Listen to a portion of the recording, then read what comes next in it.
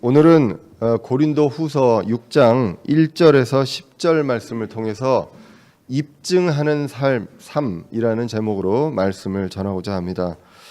여러분들 이제 고린도 후서를 우리가 계속 읽고 있는데 어떤 생각이 드는지 모르겠습니다. 예전에 그냥 짤막짤막하게 한두 문장으로 들었던 그 유명한 말씀들, 많이 인용됐던 말씀들이 어떻게 보면 고린도 후서에 많이 있는 것을 이제 보게 됩니다.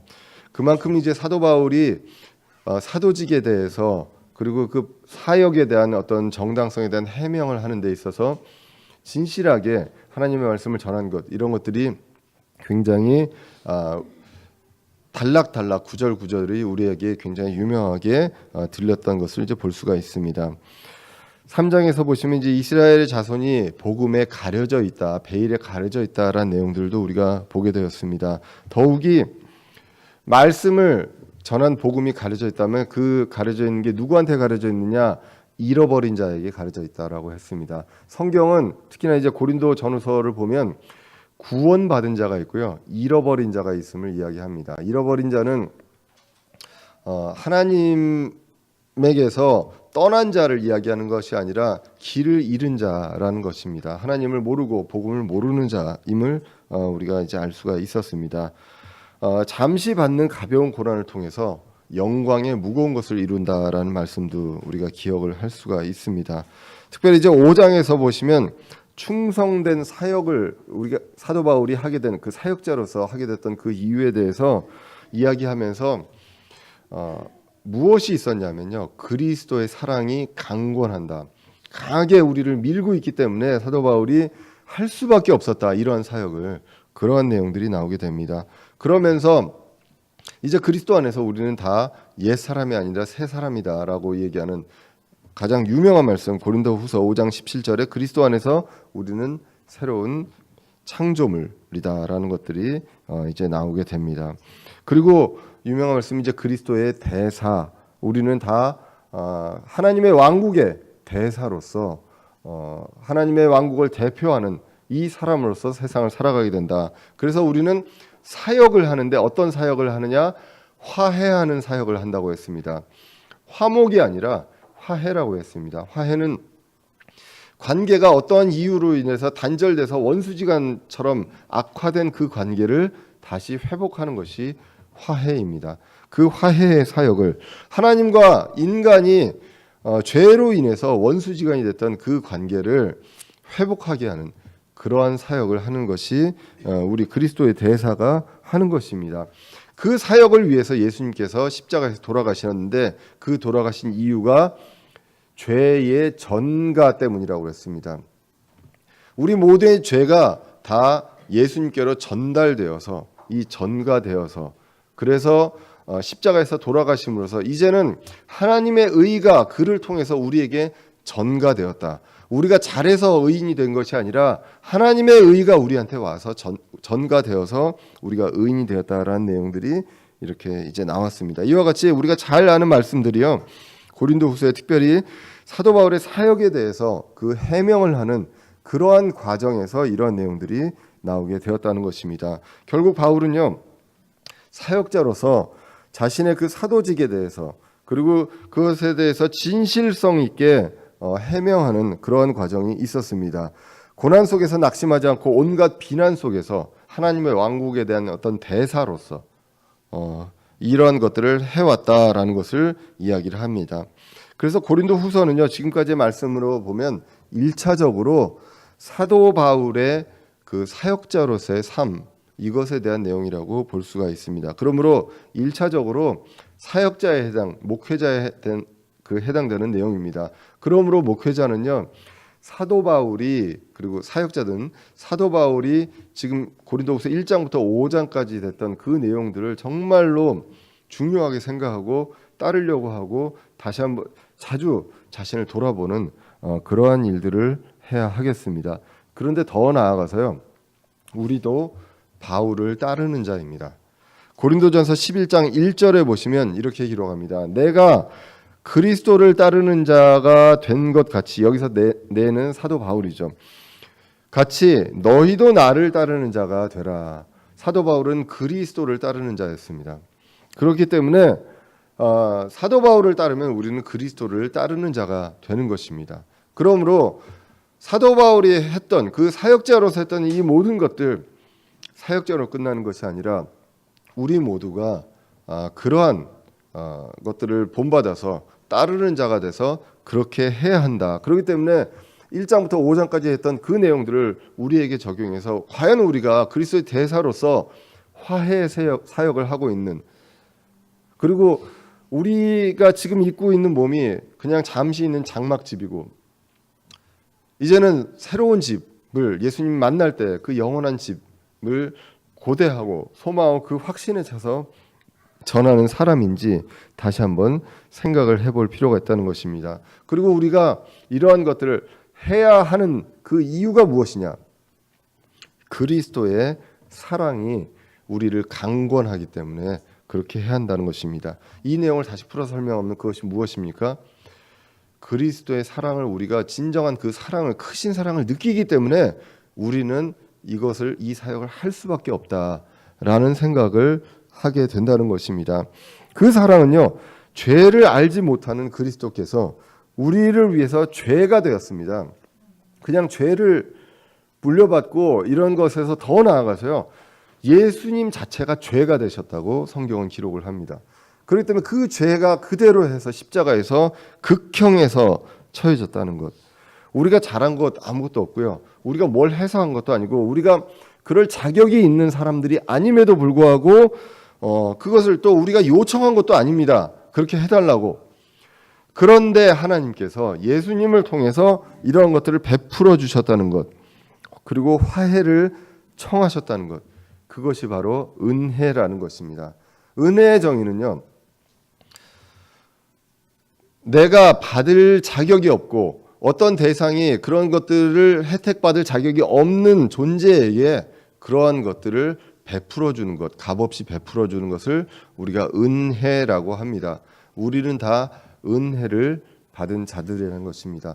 그리스도의 사랑을요, 은혜로 받았기 때문에 그것이 정말로 사랑을 받은 사람이라면 내가 그렇게 할 수밖에 없다라는 그 사랑이 우리를 강권하고 그렇게 강하게 우리를 밀어붙인다는 것입니다. 그렇기 때문에 그렇게 하기 위해서는 그리스도의 사랑을 분명하게 느껴야 한다는 것이죠. 우리가 은혜를 모르는 사람을 사자성어로 뭐라고 그러죠? 배로 시작합니다. 예, 배은망덕이라고 합니다. 하나님을 모르는 사람도 은혜를 받았다고 이야기를 하게 됩니다. 예. 우리 여기 이제 우리 어린이들도 있고요, 청소년들도 있고 한데요. 하나님께서 은혜에 대해서 쉽게 알 수 있는 것을 하나님께서 허락하셨다고, 가정을 통해서 허락하셨다고 저는 믿습니다. 그것이 무엇이냐 하면 부모님으로부터 받은 은혜입니다. 여러분들, 저도 어렸을 때 그랬거든요. 지금도 그런 어렸을 때 그 생각 때문에 지금도 많이들 그렇게, 저도 지금도 어머니한테 그렇게 생각하는 것 같은 그런 경우들이 많이 있거든요. 그것이 무엇이냐면 부모가 나한테 당연히 해줘야 한다는 것. 예. 왜? 나를 낳으셨기 때문에. 안 그러면 뭐하러 나를 낳으셨냐라는 얘기까지도 하잖아요. 그런데 사실 생각을 해보십시오. 여러분들 그래도 여기까지 온 것은 부모님께서 값없이 여러분들에게 해주신 그 은혜가 있기 때문에 왔다는 것이죠. 하나님은 보이지 않는 하나님입니다. 하지만 하나님으로부터 은혜를 우리는 받았어요. 우리는 공기를 공짜로 받습니다. 물도 공짜입니다. 물론 사서, 그러니까 정제해서 하는 거는 사서 하지만 그 물도 원래 있는 물을 하는 것이지 없던 물을 만드는 건 아니죠. 이 모든 것들, 그리고 햇빛, 비, 이 모든 것들이 다 공짜입니다. 그거 하나라도 없으면 우리는 살 수가 없잖아요. 그 상황에서 하나님께서 부모님을 통해서 여러분들 이 세상에 나오게 하셨습니다. 이 풍진 세상, 이 힘든 세상에 왜 나오게 하셨나 이렇게 불평하시겠습니까?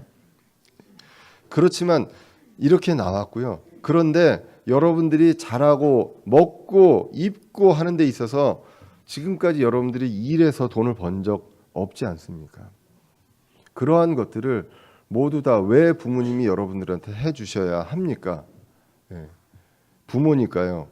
그런데 그 부모가 없어서 정말로 그 어떤 은혜가 필요한데 그 받지 못하는 사람들이 이 세상에 지금 우리나라에도 너무 많잖아요.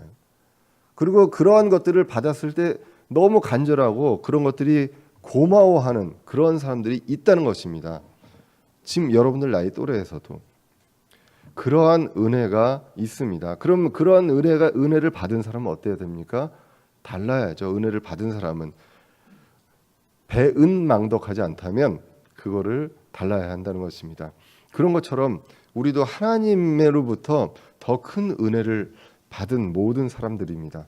그렇기 때문에 그 은혜를 받았다면 그리스도의 사랑이 얼마나 큰지 내가 자격이 없지만 나를 위해서 죄가 되셔가지고 십자가에 달리신 그분을 통해서 내가 값없이 내가 요청하지도 않았는데 그 전에 이미 이러한 것들을 하신 그분을 생각하는 그 은혜를 생각하고 그 큰 사랑을 생각한다면 우리는 어떻게 살아야 되는지가 정해진다는 것입니다. 적어도 크리스찬이라면 구원받은 사람이라면 불신자들과는 세상 사회생활부터 시작해서 모든 이 교회 내에서 모든 것들이 달라져야 한다는 것입니다.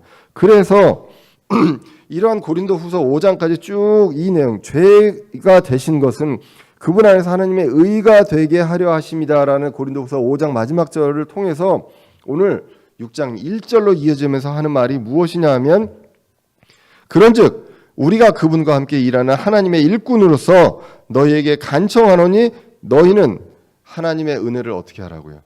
헛되이 받지 말라는 것입니다. 하나님의 은혜를 헛되이 받지 말라. 하나님의 은혜를 받았는데 이거를 헛되이 받는 것처럼 그렇게 행동하지 말라는 것입니다. 우리는 하나님의 은혜를 받았습니다. 그런데 하나님의 은혜를 받은 자로서 우리가 살고 있는가 이것에 대해서 지금 고린도후서 5장에서도 구원과 그 이후의 삶에 대해서 계속 이야기를 해왔습니다. 지금 여기서도 그러므로 그분과 함께 일하는 일꾼으로서 사도 바울이 너희에게 간청한다고 합니다. 하나님의 은혜를 헛되이 받지 말라는 것입니다. 은혜 받을 자격이 없는 대상에게 대가 없이 베푸신 그 은혜를 헛되이 받지 말라. 죄가 되셨고요. 화해를 직접 청하셨고 그리고 자격이 안 되는 우리를 양자 삼으셔서 자녀로 삼아서 부모 없이 부모로부터 받아야 될 그 은혜를 받지 못했던 그 사람들에게 은혜를 베풀어 주시는 그 은혜를 헛되이 받지 말라는 것입니다. 5장까지 바울이 왜 고난과 오해와 핍박을 받으면서 진실하게 분명한 말씀을 부패하지 않은 그런 말씀을 화해 사역으로 하였나 이것에 대해서 이야기했고요. 그 다음에 성도들에게 간청합니다. 은혜를 헛되이 받지 말라고. 우리는 은혜를 받았는데 무엇이 헛되이 받는 것인가 우리는 다시 한번 생각을 해볼 필요가 있다는 것입니다. 이하 구절을 보면요. 우리가 그 이후의 삶이 어떻게 되는지를 이야기하는 것임을 분명하게 이야기합니다. 왜냐하면 6장 1절만 봤을 때는 구원의 은혜를 구원받지 않은 사람들한테 은혜를 받아라라는 이야기로 우리가 해석할 수도 있습니다. 하지만 그 이후를 보시면 우리가 어떻게 은혜 받은 자로서 입증하며 살아야 하는지 그것에 대해서 이야기를 하고 있기 때문입니다. 그 은혜가 어떻게 주어졌는지 괄호 구절로 고린도후서 6장 2절에 기록이 됩니다. 그분께서 이르시되 받아주시는 때에 내가 내 말을 들었고 구원의 날에 내가 너를 구조하였노라. 구조하였습니다. 그래서 하시나니 보라 지금이 받아주시는 때요 보라 지금이 구원의 날이로다 라고 기록을 하고 있습니다. 이 구절은 이사야서 49장 8절의 말씀을 사도 바울이 인용한 것입니다. 이사야서 49장 8절을 보시면 이렇게 기록합니다. 주가 이같이 말하노라. 받을 만한 때에 내가 내 말을 들었고 구원의 날에 내가 너를 도왔노라. 여기서 내가 할 때 내가는 하나님이고요. 내 말을 할 때 내 말은 메시아 그리스도를 이야기합니다. 그래서 내가 내 말을 들었고 구원의 날에 내가 너를 도왔노라. 내가 너를 보존하고 너를 백성의 언약으로 주며 땅을 굳게 세우고 황폐하게 된 유산들을 상속받게 하리니 이것은 내가 갇힌 자들에게 이르기를 나오라 하며 어둠 속에 있는 자들에게 이르기를 너희 자신을 보이라 하게 하려 함이라. 그들이 길에서 먹으며 그들의 초장이 모든 높은 곳에 있으리라 라고 기록을 하고 있습니다. 이 말씀을 인용을 하면서 구원의 날에 내가 너를 구조하였노라 하시나니 보라 지금이 받아주시는 때요 보라 지금이 구원의 날이로다라고 이야기를 합니다. 이 말씀도 굉장히 유명한 말씀이며 우리가 많이 인용하는 말씀입니다. 지금이 바로 구원의 날이다. 은혜의 시대라는 것입니다. 받은 은혜를 헛되이 받지 말라. 왜? 지금 은혜의 시대에 은혜를 받고 이 받은 은혜를 가지고 우리가 사는 것, 구원받은 것이지 그리스도인으로 사는 것이지 우리가 뭔가 잘해서 자격이 돼서 요청을 해서 한 것이 아니기 때문에 지금 이 시대에 받은 은혜를 헛되이 받지 말라라고 합니다. 본래 이 괄호 구절이 이제 있습니다. 이거는 뭐 흠정의 성경에만 있는 게 아니라 모든 성경에 있고요. 원문 성경에도 있습니다. 이 기능은 무엇이냐 하면 빼도 이 문장 전체의 말이 되고요. 그러나 이것을 부연 설명하기 위해서 이제 괄호로 되어 있습니다. 자, 그래서 무엇을 하라고 합니까? 빌립보서 2장 12절에 보시면 이렇게 기록합니다. 그러므로 나의 사랑하는 자들아 너희가 항상 순종한 것 같이 내가 있을 때뿐만 아니라 지금 내가 없을 때에도 더욱더 순종하여 두려움과 떨림으로 너희 자신의 구원을 일하여 드러내라 라고 합니다. 우리가 받은 은혜를 일하여 드러냅니다. 헛되이 받지 말고 우리가 이 구원을, 이 받은 구원을 일하여, 은혜로 받은 구원을 일하여 드러내라라고 성경이 기록을 하고 있습니다. 그러므로 정말로 은혜를 잘 알고 그리스도의 사랑을 우리가 이해한다면, 부모님의 사랑을 이해하고 그리스도의 사랑을 이해한다면 우리는 달라질 수밖에 없다는 것입니다. 지금 이제 우리 지체들의 자녀들 중에 이제 군대 가 있는 친구들이 있는데요. 저도 예전에 이제 20대에 이제 군대를 갔는데 그때까지 제가 늘 말씀드리지만 눈물이 없는 사람이었습니다. 감정이 메말라 있는 사람이었는데 한 번 운 적이 있는 게 군대에서 그 어머니 은혜를 부를 때. 예. 그 이후에는 다시 울지 않았거든요. 예. 왜 그때는 어머니 은혜를 군대 가서 꼭 그걸 부르라고 합니다. 거의 99%는 다 웁니다. 우리 형제님들 아마 저 군대 갔다 오신 분 다 알지만 정말로 우리가 극심한 고난과 어려움이 있을 때 나를 낳게 해주신, 그리고 나한테 은혜를 베풀어 주신 분이 생각이 납니다. 예. 아직은 우리 어린이들 그리고 청소년들 생각이 안 날 수도 있습니다. 하지만 그런 날이 분명히 온다는 것, 그 사랑을 알면 하나님의 사랑이 얼마나 더 큰지 알 수 있습니다. 그러면 그 사랑이 은혜로 왔은 걸 알면 우리가 달라지지 않을 수가 없다는 것입니다. 말과 행동과 모든 것들이요 달라지지 않을 수 없다는 것입니다. 자, 그렇게 됐을 때 은혜를 헛되이 받지 않고요 하는 데 있어서 사도 바울이 사역을 정말로 조심스럽게, 정말 진실하게, 단순함으로 하나님의 은혜로 했다고 합니다. 왜 그랬습니까? 그 이유, 그렇게 할 수밖에 없었던 그 근거, 중요성에 대해서 이제 그 다음 구절부터 3절부터 이야기를 하게 됩니다. 먼저는 비난받지 않아야 했습니다. 사역이 비난받지 않아야 했습니다. 이 사역이 비난을 받지 않게 하려고 우리가 어떤 일에서도 실족거리를 주지 아니하며라고 합니다. 그래서 강권으로 하는 사역, 그렇기 때문에 주님을 바라보면서 합니다. 사람을 바라보면서 하는 것이 아니라 주님을 바라보면서 하는, 그분과 함께 일하는 일꾼으로서 하는 사역으로서 사람이 비난받는 건 괜찮습니다. 하지만 그 사역이 비난받는 것, 그것은 하지 말아야 한다는 것. 왜?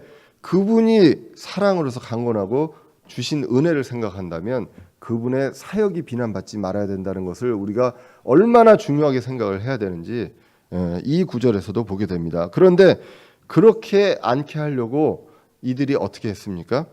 어떤 일에서도 실족거리를 주지 아니하려고 했다는 것입니다.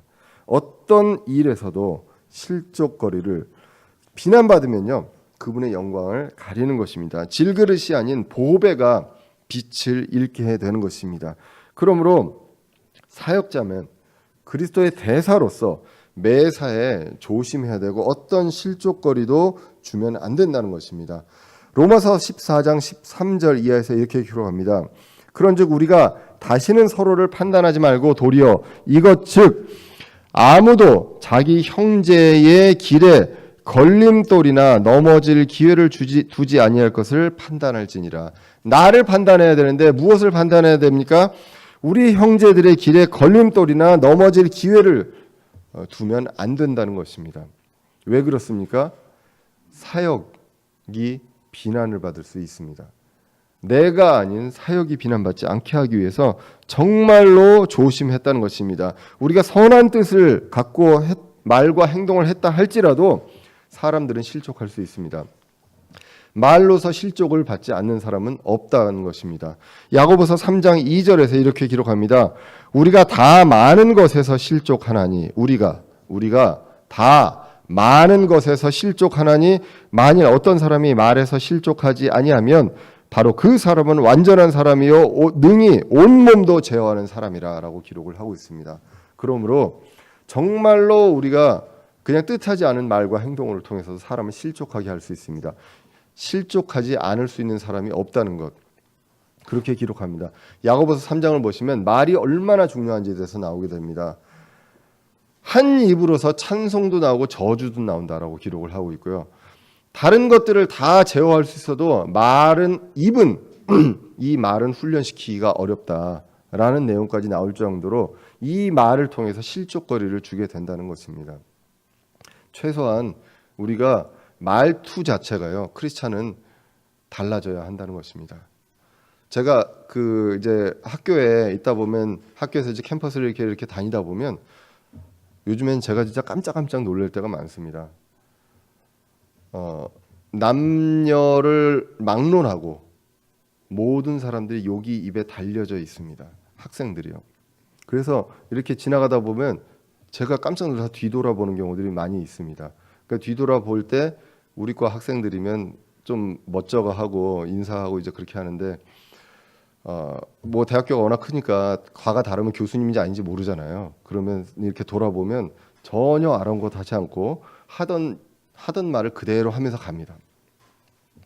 그 정도로 욕이 생활화되어 있는 시대인 것 같습니다. 예. 그런데 만약에 구원받은 사람, 하나님의 은혜를 안 사람으로서 그렇게 똑같이 욕을 하고 다닌다면 사역이, 여러분들이 한 사람 한 사람이 사역자라면 그 사역이 비난을 안 받는다고 보장할 수 있겠습니까?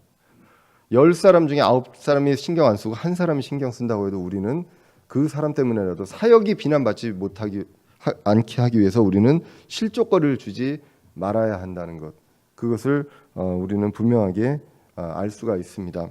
교회 내에서도 마찬가지입니다. 교회에 오면 마음 편하잖아요. 우리가 같은 믿음으로서, 같은 성경으로서, 같은 교리로서 나눌 수 있는 것만으로도 편하게 나눌 수 있는 그 마음이 얼마나 마음이 편해집니까? 근데 더 나아가서 우리는 신경 써야 될 게 말을 조심해야 한다는 것이죠. 정말로 편한 거를 더 넘어서서 우리는 더욱 더 조심해야 될 존재가 우리 지체들 간의 어떤 관계라는 것입니다. 그냥 하고 싶은 말 편하게 하면 얼마나 좋냐로 끝나면 좋겠지만 그 하고 싶은 말을 통해서 정말로 상처받고 실족거리를 줄 수 있는 그러한 일들이 교회 내에서 일어날 수 있다는 것입니다. 그러므로 우리 지체들 간에는 더욱더 신경 써서 절제하고 말을 조심해야 하기 때문에 사도 바울은 그리스도 안에서 성도들을 위해서 종된 자라고 이야기를 했습니다. 원래 자유인이지만 자신은 성도들을 위해서 종된 자들이라고 분명하게 이야기를 한 것을 우리가 보게 됩니다. 왜 그렇습니까? 사역자로서 사역이 비난받지 않게 하기 위해서라는 것입니다. 본문 3절부터 10절까지는요. 마지막까지는 정말 놀랍게도 한 문장으로 되어 있습니다. 문장이요 떨어져 있지 않고요. 쭉 읽어보시면 숨 쉬지 않고 읽으셔야 됩니다.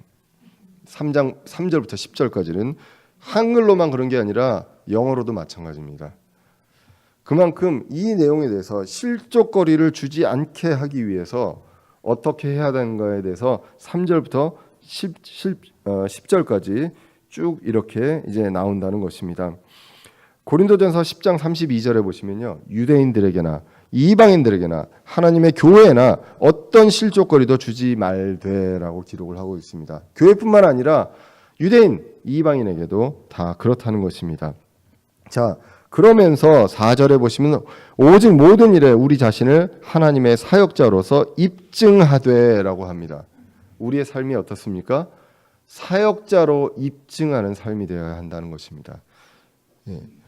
실족거리를 주지 않고 사역이 비난받지 않게 그렇게 조심하면서 그리고 절제되고 종된 자로서 자유를 제한받을 정도로 그렇게 하면서 우리가 살 수밖에 없고 그렇게 하는 삶이 무엇이냐? 사역자로 입증하는 그런 삶이라는 것입니다.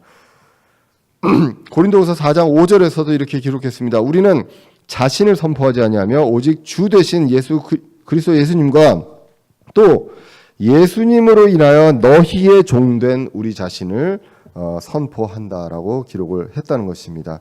자, 이렇게 기록을 하면서 3절 후반부부터 오늘 6장 4절 후반부부터 5절까지는 그리스도의 사역을 어떻게 입증하느냐라고 나오면 어떤 상황에서 그 상황에서 사역자로서 입증한다라고 해서 이 영어 성경에서도 보면 in으로 나옵니다. 어디 안에서 그 안에서 어떻게 되는가 어떻게 입증하느냐 그 상황에서 입증하는 그런 내용들이 나오게 되는데요.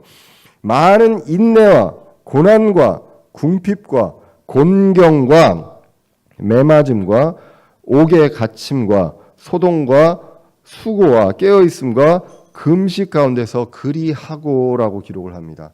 여기서 그리하고라는 것은 그 앞절에서 입증하는 것, 사역자로서 입증하는 그것을 이야기합니다. 그러므로 다시 대입해서 보면 이러한 상황, 이런 어려운 상황, 매맞고 옥에 갇히고 고통과 금식과 그리고 잠자지 못하는 이러한 고난 속에서 그리했다, 사역자로서 입증했다라고 기록을 하고 있다는 것입니다. 이러한 상황에서도 사역자로 입증하고 견디는 것, 이것을 그 고난에서 평안을 얻고 그리고 이것을 통해서 안위를 얻고 건지시는 그 하나님을 기억하며 견디는 그리고 낙심하지 않는 이러한 것들을 우리가 고린도후서 1장부터 5장까지 봤습니다. 이것을 통해서 그 상황 속에서 사역자로서 우리가 입증될 수 있다고 기록을 하고 있습니다. 그리고 이제 6절 이하에서 보시면 이제는 어떻게가 나옵니다. 무엇을 가지고 어떠한 도구를 가지고 하느냐라고 해서 바이로 나옵니다. 바이.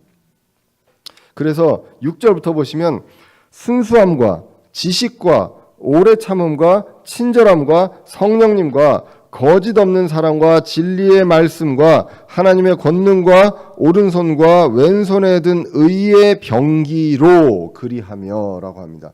이러한 것들에 의해서 사역자로서 입증받는다는 것입니다. 어떻게 합니까? 순수함, 단순함, 진실함으로 대합니다. 말과 그 뒤에 의도가 다르지 않고 그 사람의 말을 들으면 이 사람은 이 말 그대로를 믿을 수 있는 사람이다 라는 어떤 그 순수함과 그리고 하나님에 대한 지식과 오래 참음이 있습니다. 그리고 친절함이 있습니다. 크리스찬에게는 오래 참음이 있고 친절함이 있고 성령님이 우리와 함께하고 거짓 없는 사랑이 있습니다. 우리가 사람들을 사랑할 때 거짓 없이 사랑하는 그 사랑이 있고 진리의 말씀, 하나님의 권능과 오른손과 왼손에 든 의의 병기, 에베소서 6장에 보시면 말씀으로 기록이 되어 있습니다. 이것을 통해서 그것을 가지고 그것을 도구로 하나님의 사역자임을 입증하는 삶을 산다고 기록을 하고 있습니다. 그래서 4절 5절에서 그 고난 상황 속에서 견디고요. 견딤으로 입증하고 그리고 6절 7절에서 그 하나님이 주신 그 도구로서 그것을 입증한다라고 합니다. 그리하며라고 나온 것을 하나님의 사역자로서 입증한다고 이제 보시면 되겠습니다. 그리고 이제 8절로 넘어가서 보시면 영예와 치욕으로 그리하고 나쁜 평판과 좋은 평판으로 그리하였나니라고 나오게 됩니다.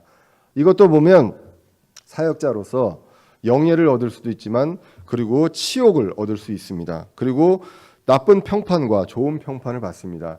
이것을 통해서도 우리가 사역자로 입증을 받는다. 그래서 크리스찬이면 모두 다 영예롭고 모두 다 칭송을 받고 좋은 평판을 받으면 좋겠지만 크리스찬으로서 치욕을 얻기도 합니다. 이것을 통해서도 사역자로서 입증을 받고 그리고 나쁜 평판을 통해서도 하나님께 우리가 진리를 전함으로 인해서 받는 나쁜 평판을 통해서도 하나님의 그 사역자로서 입증을 받는다라는 것을 이야기를 합니다. 그렇게 하면서 이제 그 8절 중반 이후부터 이제 나오는 구절을 보시면 이제는 그 입증된 결과로서 그 열매로 나오게 되는 것. 여기서부터는 이제 그 as라는 단어를 통해서 쭉 이제 나오게 됩니다. 어떻게 함으로써 뭐뭐 같으나 이렇게 이런 자다라는 내용을 각각을 대조하면서 이야기합니다. 이러한 자 겉모습을 봤을 때는 이러한 자 같은데 사실은 그렇지 않은 사람. 그래서 기뻐할 수 없음에도 불구하고 기뻐하는 사람. 그리고 이런 상황 속에서 그러한 결과가 나올 수 없음에도 불구하고 우리가 생각하지 못했던 보통 사람이 생각하지 못했던 그러한 열매들이 나오는 그런 것들을 보면서 사역자로 입증을 받을 수 있다는 것을 이제 8절 중앙부터 이제 기록이 되어 있습니다. 그래서 우리는 속이는 자 같으나 진실하고라고 기록을 합니다. 8절 중반에서요. 그리고 9절 이하에서 보시면 무명한 자 같으나 유명하며 죽은 자 같으나 보라 우리가 살고 징계를 받은 자 같으나 죽임을 당하지 아니하며 근심하는 자 같으나 항상 기뻐하며 가난한 자 같으나 많은 사람을 부유하게 하며 아무것도 없는 자 같으나 모든 것을 소유한 자로다라고 기록을 하고 있습니다. 우리가 고난 속에서 견디고 낙심하지 않습니다. 6절 그 앞에 부분에서 이제 나왔었고요. 그 다음에 7절, 8절에서 우리가 갖고 있는 하나님께서 주신 그 도구로서 그리고 성령의 열매로서 이런 것들이 드러나서 그 영적 전쟁에서 이기게 됩니다. 그리고 그러한 것들을 보고 나오는 결과로서 이러한 어떤 그 앞에 나오는 무명한 자 같고 가난한 자 같고 징계받는 자 같고 이러한 사람들 같지만 그거에 반대되는 결과가 우리를 통해서 드러나는 것. 이것을 보면서 사역자로 입증을 받는다는 것입니다. 놀라운 일이고 이해할 수 없는 일들이 크리스찬에게서 일어난다는 것입니다. 기본적으로 크리스찬은요. 부유한 자는 여긴 분들도 저를 포함해서 부유한 자는 그러니까 세상 사람들이 봤을 때 부자는 특별히 이제 우리 교회는 없습니다. 그렇지만 그래도 우리가 정말로 그 없는 상황에서 헌금을 하고 그리고 헌금도 하고 국가에 세금도 내고 그리고 우리가 그걸로 생활도 합니다. 다른 믿지 않는 사람들한테 보면 우리 소득의 일정 부분을 그 내는 것 그리고 세금 이외에 내는 것 이런 것들이 이해할 수 없는 그런 상황으로 보일 수도 있습니다. 그리고 어려운 일이 있을 때 우리가 또 모금해서 돕고 하는 그러한 일들이 크리스찬에게 있습니다. 가난한 자지만 부유합니다. 그리고 아무것도 없는 자 같으나 모든 것을 소유한 자 같은 그러한 존재가 바로 크리스찬이고 이러한 것들을 통해서 사역자로서 입증하는 삶을 우리가 살게 된다는 것입니다. 빌립보서 4장 11절에 이렇게 기록합니다. 내가 궁핍함으로 말하지 아니하노라. 내가 어떤 처지에 있든지 거기에 만족하는 것을 내가 배웠느니 내가 비천하게 되는 것도 알고 풍부하게 되는 것도 알아. 어디에서나 모든 일에서나 배부른 것과 배고픈 것, 풍부한 것과 궁핍당하는 것을 다 배웠노라. 나를 강하게 하시는 그리스도를 통해 내가 모든 것을 할 수 있느니라 라고 기록합니다. 상황으로 봐서는 모든 것을 할 수 있는 존재들이 아닙니다. 그러나 우리는 크리스찬이기 때문에 성령님과 함께 모든 것을 할 수 있는 존재로서 사역자로서의 삶을 입증하는 삶을 한다는 것입니다. 일시적으로 대조적인 결과를 볼 수 있으나 그러나 결국 이런 것들이 드러나게 되고 하나님과 신자의 양심에 드러나게 된다고 우리가 지난 고린도후서 5장 11절을 통해서 이제 봤습니다. 오늘 본문을 통해서 여러분들 무엇을 생각을 합니까? 1장과 5장을 통해서 사도 바울은 사역을 그리고 사도직에 대해서 오해가 있었던 것을 해명하고자 했습니다.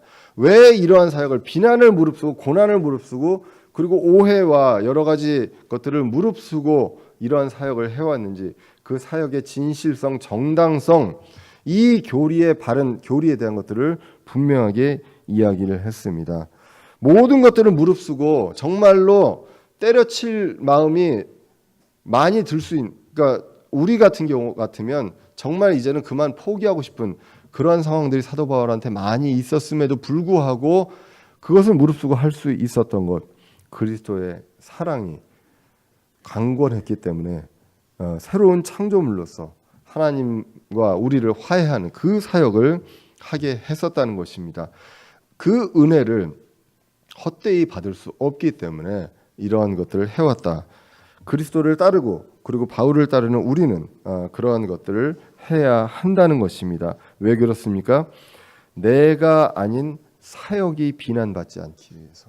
그리스도의 사역이 비난받지 않기 위해서. 내가 비난받는 것 괜찮습니다. 사도 바울이 비난받고 온갖 음해와 여러 가지 있는 것 괜찮습니다. 그러나 사역이 비난받는 것은 하면 안 되기 때문에 실족거리를 주지 않기 위해 늘 조심하고 종이 되고 고난을 견디고 그리고 모든 상황에서 주님 주신 도구로 사역을 함으로써 입증하는 그러한 삶을 살았다는 것입니다. 그리고 모든 상황 속에서 정말로 그러한 열매, 이 크리스찬으로서의 어떤 그 풍요로움과 만족과 감사가 넘칠 수 없는 그런 상황 속에서도 감사하는 그 모습을 통해서도 사역자로서 입증할 수 있다는 것입니다.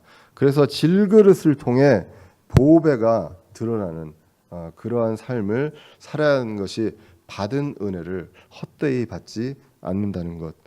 그래서 정말로 우리가 은혜를 헛되이 받지 않기 위해서 그리고 그리스도의 사랑을 느끼고 강권하는 그것을 느끼신다면 우리는 입증하는 삶을 살아야 한다는 것입니다. 주님께서 먼저 손 내미셨습니다.